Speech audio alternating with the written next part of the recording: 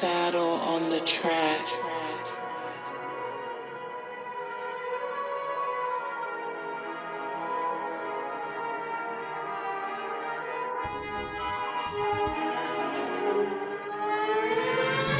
Ürəyinə mi səs var ki, mən qulaq verim bilmirəm. Şəkillər yerindədir, əlim gəlmir elə silmirəm.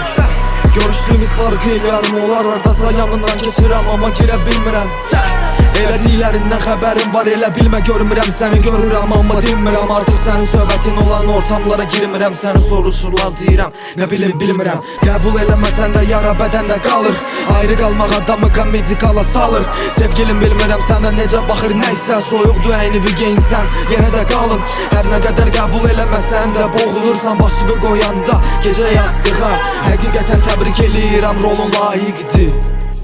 Gürültülü algıca Attığı zaman su gibi koç, seni artık kim tutar? Her bizim gibi çocuklar kan kusar, bekin yutar bulantılar. Sizin yüzünüzden oldu amcıklar, garanti ver. Ölümsüz tek biri göster dünyadan. Hayır görmedim anamdan, başka bir tek canlıdan. Bu rüya dedim kendime ve uyanmıştım bir anda. Kalemle öğrenmediklerini öğretirler silahla.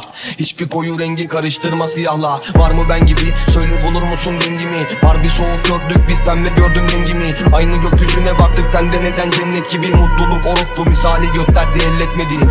Bıktım aşktan, bıktım sahte dostlarından. Madde tüketen piyasa cadde çocuklarından. Sahte kliklerinden sakın geçmeyin yanımdan. Asla tutamam elinden bu yaka, gerçek unutma. Nerede doğru insan hayatında, doğru anda çıkarlar karşına, sonra doğru anda sıçarlar. Ağızda yalanlar, elinde nerede kalanlar, bilakis yerde kalanları da toplatsın bak sonunda. Bir de dostluğuyla gezerken bakarsın öyle. Acıyacan mı yaşayacan mı sen, o kadar haydi söyle. Görünce anlamazsın, isterimse hep derinde. O kirli defterinde yoksa bile ezberinde.